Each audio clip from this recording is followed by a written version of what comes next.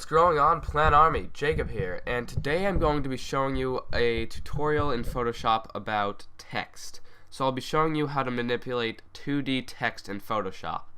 And I say 2D because we're not going to be working with the 3D feature yet, but you actually can, with these things that I'll be showing you, make the text look 3D even though it's technically not. Alright, so to show you the effect, I'll just open up a new 800 by 800 white background, and I'm just going to create a vignette look so that it creates a cool background for the text. So I'm just going to create the gradient. Alright, that looks good. Another way you can create this vignette is once you have these two colors selected, it could be like a gray and a black so that it looks good like this. You can go to Filter, Lens Correction, and go over here to Custom, and then you can change the vignette. But I'm not going to be doing that because I think the radial, this has to be radial by the way. Select radial gradient when you do this. And I think that's a simple way. Alright, but let's start the text. Okay, so I'm just going to click here and type something in like autotroph. Okay. I'm just going to Control T and scale this up.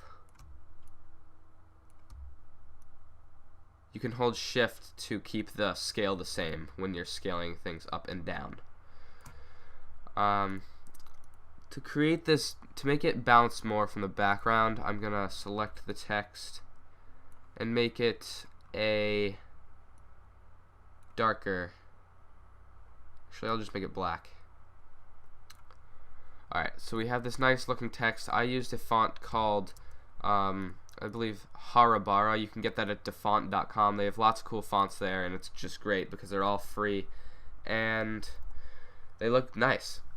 Alright, so what we're going to be doing is going through the blending options. So right click on your text layer and click blending options. Alright, so start out with bevel and emboss. Go ahead and click that and you can see what it does here. It creates it. This is the one that makes it look 3D when it's really not. So if you want to create 3D text but don't actually want to use 3D layers because that can be complicated, you can just use the bevel and emboss and it looks nice. This is inner bevel. There's outer bevel, emboss, pillow emboss, and stroke emboss. So you guys can go ahead and just mess around with all those, and there's depth. So that really makes it 3D when you increase the depth. There's up and down. You can increase the size of the bevel. It looks freaky when you make it too big, but you can soften the bevel. It just makes it like blurry. You can change the angle that it's at. The contour you can go in and edit. And you can change the highlight and shadow mode. And what this is, right now it's white, and that's why there's white up here. But say you wanted to create the impression there was a green light showing onto it, you could click this and make it green, and now the highlights are green. And you can do the same with the shadow and change that to whatever color you want. Now the shadows are red because I just changed it to that. So I'm just gonna click that off. Yeah. Alright, next, stroke. Stroke is just going around your text with a brush. So it's pretty basic. You can either go on the inside, the outside, or the center. And it's just pretty basic. You can increase the size, you can change the color of the stroke brush that you're gonna make.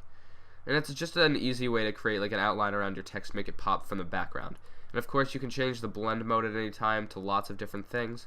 And you can change the fill type to a gradient or pattern.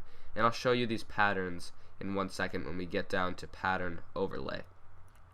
So I'll click that off and we'll do inner shadow. Inner shadow, to show you what it does, I'm going to change the text to a different color because the shadow would normally be black. So I'm going to change the color to green. Make it a little softer. Okay. So go back into blending options and go to inner shadow. Now you can see here, this creates the impression that the text is like dug into the background because it creates a shadow on the inside, which makes it look like there's depth to it. And you can increase the distance But once you go too far, it looks like it's not in. But like that, it looks like the text is engraved into the background that I created. You can increase the choke and the size. You can of course change the blend mode as always, and the color of the shadow itself. See, now you can see there's like a red tint there when I did that. But usually for this you're going to want black, and it'll create a nice shadow looking. You can change the angle that this is at, so it looks engraved from a different angle. It looks best at like 90 degrees or like 120, something like that, I think. And you can, just like you could change the contours up here, you can change the contour by dragging this around like this. Okay, so now we'll go into inner glow. Inner glow is cool because it creates a simple glow effect. So you can just change this to, well, of course you can change it to any blend mode, whatever you need for your project. And then you can change the color to, you're probably not going to want like tan, that's a pretty ugly color. You can use, well, I'm going to change the text back to a black color for this. So we'll set it to black, go into blending options. Okay, and we'll go to inner glow. I'm going to change the glow to a nice green color. So it has like this neon green color on the outside. I'm going to change the blend mode to normal, increase the opacity, and now I'm going to change the size. And there you can see a nice inner glow, neon looking effect. You can also go do an inner glow from the center. But I mean, it still looks nice, but you can use that for different things. I think the edge is a little bit nicer, and you can change the precise or softer technique. And just like before, you can change the contour over here. The satin effect. This is interesting. See, you can, well, if you have black text, you're not going to want black for the satin. So change it to something like red and change it to normal. And you can see here that there's this kind of like wispy cloud-like thing going on inside of the text. Now what this is, it's like it creates a duplicate of the text and kind of morphs it at the angle that you want, so you can fill it inside. And that can create a pretty cool looking thing, and you can increase the size and the distance, so it can look, you can really just mess around with this and figure that stuff out yourself. Alright, color overlay. This one's pretty basic. You can just choose a color. I don't know, green, blue, purple, whatever. And you can increase or decrease the opacity as well as change the blend mode. Gradient overlay. Now this is a little bit more creative. You can change the blend mode just as you can with all the other effects. You can change the opacity, and now you can use a gradient. So I can choose this rainbow gradient, do something like that. And you can, of course, change it, because it's a gradient, to linear, radial, angle, reflected, and diamond. And you can mess around with the settings here, change the scale to make this look really nice, and you can reverse it and whatever, and change the angle. So this is a nice feature.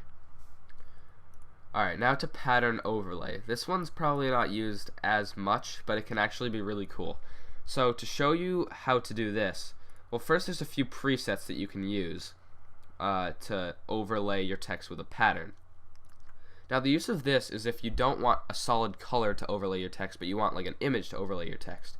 So I'm just going to create a new little document over here, and with my brush tool, actually I'm going to make this background, just double click on the background to unlock it, change the opacity to 0 so it's transparent, and I'm going to select a green foreground color and a blue background color.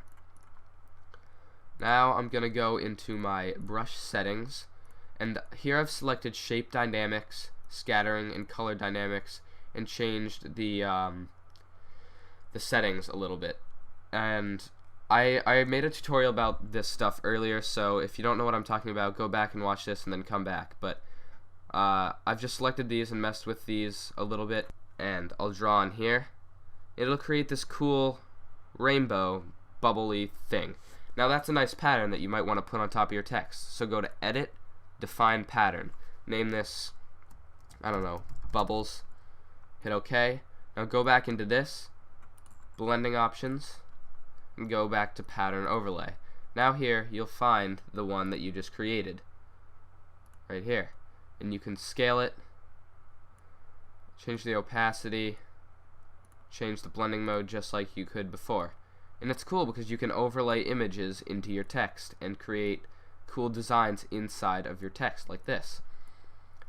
Alright, now we'll go on to Outer Glow. Outer Glow is just like Inner Glow, except it's on the outside, obviously, because it's Outer Glow and not Inner. I'm not going to go through all of these because it's the exact same options as the Inner Glow, but it's just on the outside. Alright, and the last option in the blending options is Drop Shadow. Now this is used, as you would expect, to create a shadow behind the text. And this can create a 3D effect. It gives the picture depth rather than just the text. You can see if you increase the distance of the shadow, it really looks like the text is like above the background. So that can be really cool. And you can change the color of the shadow like this, the angle that it comes off of, the spread, the size, that blurs it, and the contour. Alright guys, that's about it for the text blending options. I'm going to make a tutorial about how to make 3D text soon, and you can find that up here, the 3D option. Alright, so thanks for watching this quick tutorial, and I'll see you next